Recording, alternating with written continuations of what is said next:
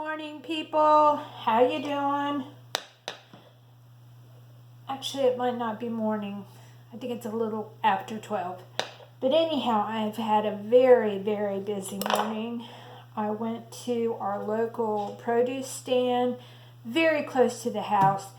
We never plant strawberries here because they grow the best strawberries. We've been getting them for the last 23 years that we've lived here. And so I went and picked up my strawberries. And then because of the COVID virus, they are offering produce boxes for $20 each. And so I decided to get one. We don't have any fruits and vegetables coming in our garden. So we got, for $20, we got beets, and we got another container of strawberries. Yum. We got Brussels sprouts, which Chris isn't super thrilled, but I love Brussels sprouts roasted. We got a cantaloupe. Actually, we got another cantaloupe, but I chopped it up already and put it in the fridge, and it is so good. We got 4 cucumbers. We got 2 pears. That's kind of like a treat. We never eat pears at all.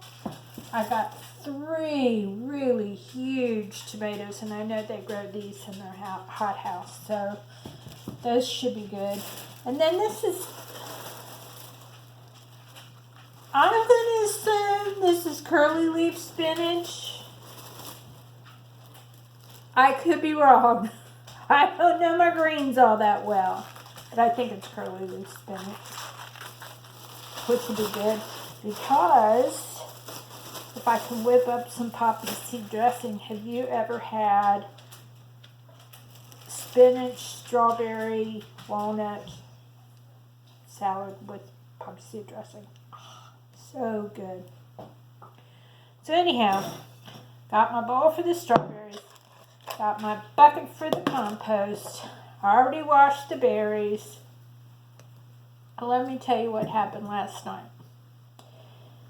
We had both gone to bed, and it was probably, I'm guessing, around midnight. Chris had gone to bed early. He had gone to bed about 7:30. I didn't go to bed until about 10:30-ish. But anyhow, I heard the stove going off like it had come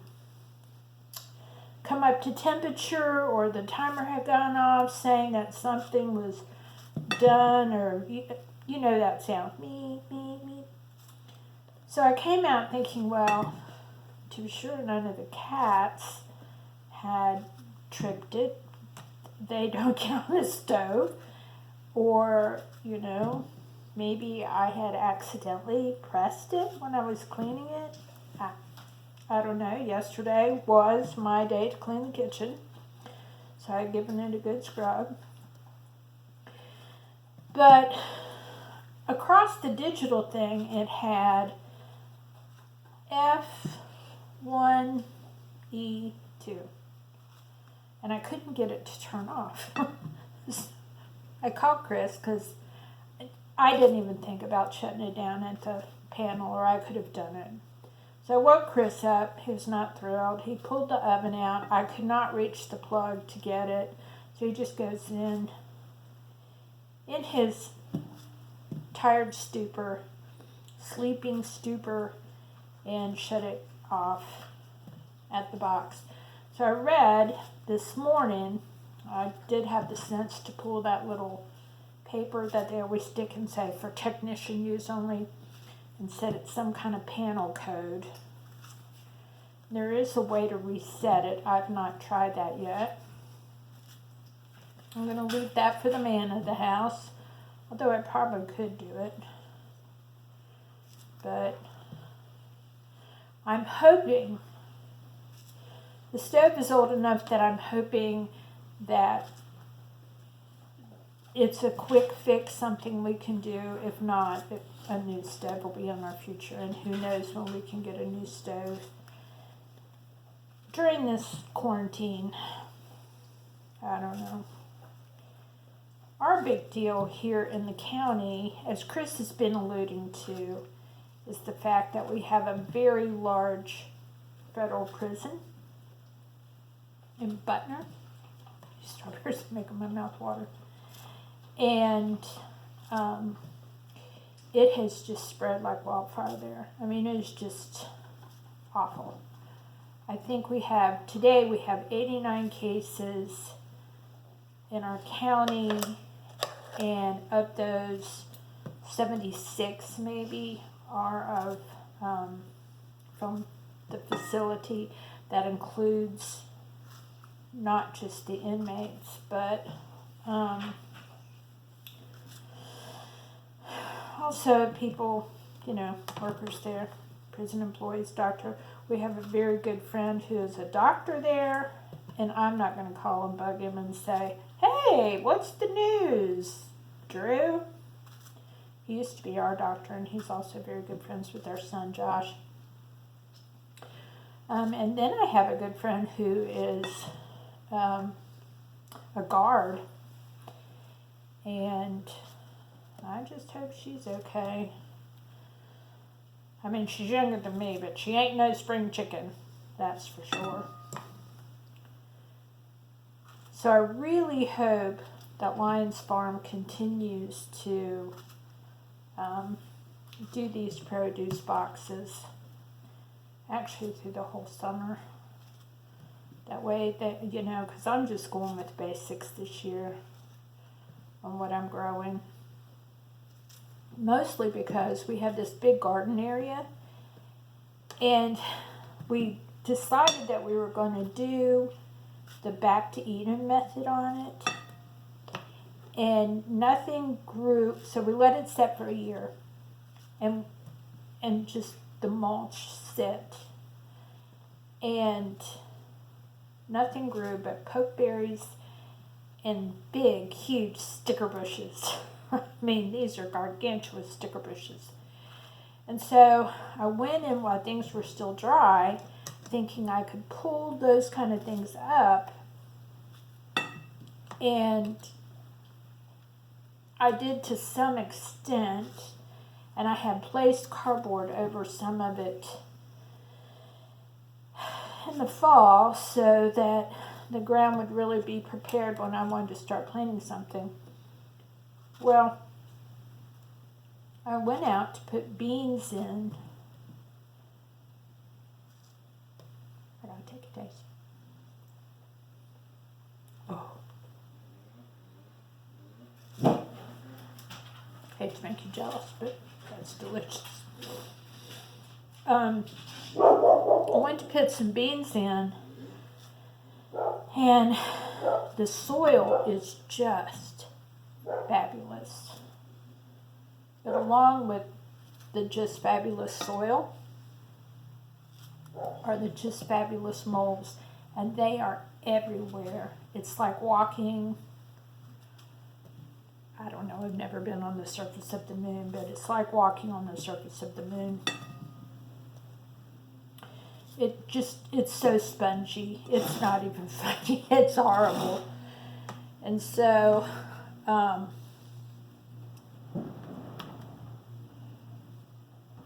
eat or not eat.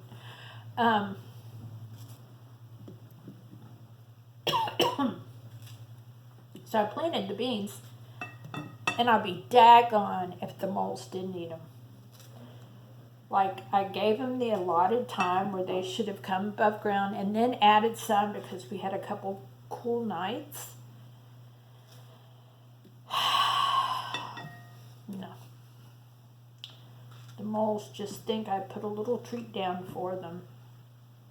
And then Chris tried in the front raised bed that I normally keep herbs in to put some mulch down. He had sawdust sprinklings, untreated wood, don't panic.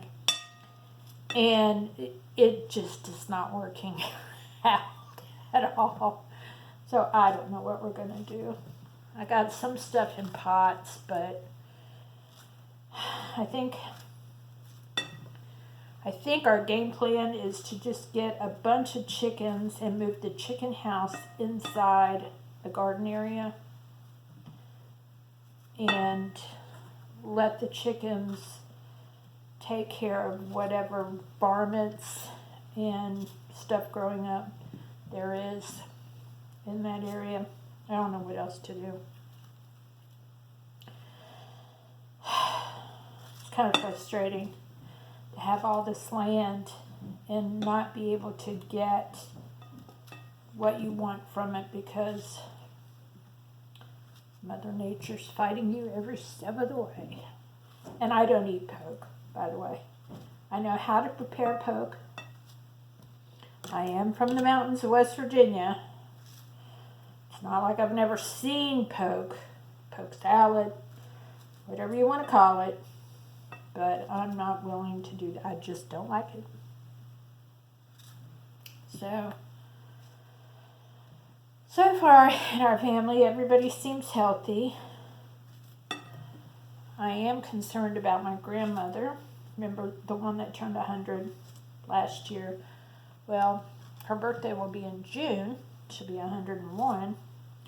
And she was in the hospital with breathing problems. But they're saying, well, that's just kind of old age. It's not necessarily that she has COVID or anything. And if she did have COVID, somehow I'm thinking it wouldn't turn out well.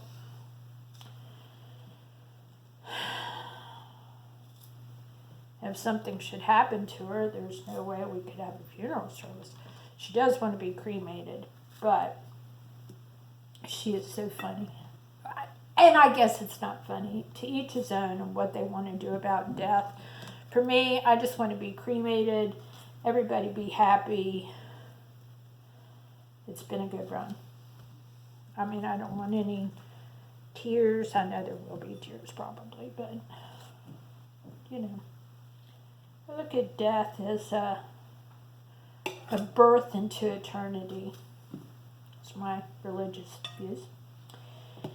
And, but my grandmother had paid for the rental, she's prepaid, for the rental of a casket so she could have a viewing. And then after the viewing, she would want to be cremated, but she really wanted the viewing. I was like, well, okay. Whatevs. She already has a plot. I don't know if they're going to put the urn there. Don't know. She's only my grandmother. I'm not that far up the pecking order to make those kind of plans. My uncle has been taking care of her for the last, or living with her, ever since I can remember. And he's doing a really good job of taking care of her. He really is. He's a better man than I could be. So, she didn't really want to go to a nursing home, and by gum, he has kept her from being in a nursing home. And he's not a spring chicken himself. He's like 76 now, I guess. So, don't know how that'll plan out. They always fight like cats and dogs, though, my grandmother and my uncle. And I got a call one day, and I have to admit, I'm probably my grandmother's favorite grandchild. Not just saying that because we all feel like we're our favorites or nothing like that, but I get this phone call, and Uncle Bill's like, we need you to settle something. I was like, okay. And they're like, what dress should, my uncle said, what dress should Mom wear when she dies for the viewing? And I'm like, oh, golly, I don't know. Well, she always had this purple dress she wore to all the weddings. Like every wedding, there was that purple dress. So I said, how about the purple dress? And he said, well, that was a pretty expensive purple dress. And my grandmother's like, see, Bill, I told you I should be buried in that purple dress. And then she says to me, because she is a tight-wad Scotsman, and she said to me, now, I want you to have that dress when I get done being buried in it, okay? Will you take that dress? Like, what do you say? What do you say? Like, ew, I don't want a dress that you've been buried in. They're probably going to have to cut the back to get you in it if rigor mortis is set in. No, I don't want the dress. I couldn't say that to my grandmother. I just do love her so much. And I was like, sure, I'll take the dress. She said, honey, you're always just so good to me. I'll make sure that Bill gives you that dress. Thank you. Oh my goodness. Something for me to look forward to. The purple dress. I don't even know if I can wear purple from now on. It's just, all I can think about is the purple burial dress. So, anyhow, I thought that was pretty creepy and funny at the same time. I don't know. But the older she gets, the funnier the stories that she tells. She'll tell of how these people were like wanting to have affairs with her, like random baseball players. I'm like, all right, she was a very big baseball fan, incredibly huge baseball fan. And she was such a big baseball fan that she went to the World Series game and she was trying to get, maybe it was Al Oliver's autograph. And so she tried to sneak underneath the rope at the ball field, and she fell and she broke her arm. And she refused, this was back, they were playing the Reds. And she refused to go to the hospital until after the World Series game, so they splinted it in one of those inflatable splints. And she sat there with a broken arm and cheered on her Pittsburgh Pirates until afterwards. And then she went to the hospital and had the arm set. Only my grandmother. She, I guess, got really bored when she stopped traveling because she had been to every continent. Now, how did she get to Antarctica? She took a plane ride over Antarctica so she could count to say she had been in every continent. Kudos to her. My aunt was pretty close behind her as far as traveling was concerned. She had been to really remote areas, like my aunt has been to Mongolia and Tibet and all these really random places, but she got sick with some kind of E. coli in her travels, and that kind of put a damper on it. So she's at home, stuck, quarantined. Isn't a pretty sight going around here. I have really enjoyed, though, watching different churches on Sunday mornings or Wednesday nights live streaming. And my old church, where I just have very dear friends in Indiana, live streamed, and you could tell who was watching the live stream. It was so neat to sit there with all these people watching the live stream that I really miss and haven't seen in a bit. So that was a cool outcome. And to be real honest, while I miss my grandchildren incredibly down in my heart, to be real honest, I'm using this time as a time of reflection. I mean, it's not been horrific. I've been able to think out a lot of things and face a lot of things and just accept a lot of things, and I'm kind of thankful for this respite from life in general. Now, I know a lot of people don't think that way. My daughter-in-law's climbing the walls with her 3 littles, and she's pregnant with number 4. But for me out here in the country, you know, I got birds, I got flowers, I have fresh produce, which I did wear a mask when I went to pick these up, by the way. So anyhow, I am done with this basket. I'm going to put these in the fridge, probably bake some biscuits. So Chris likes his over some biscuits. And go about my day. So, if you like this video, give us a thumbs up, like and subscribe, be our friends. Take care, chin up, and I'll catch you on the next one. Bye.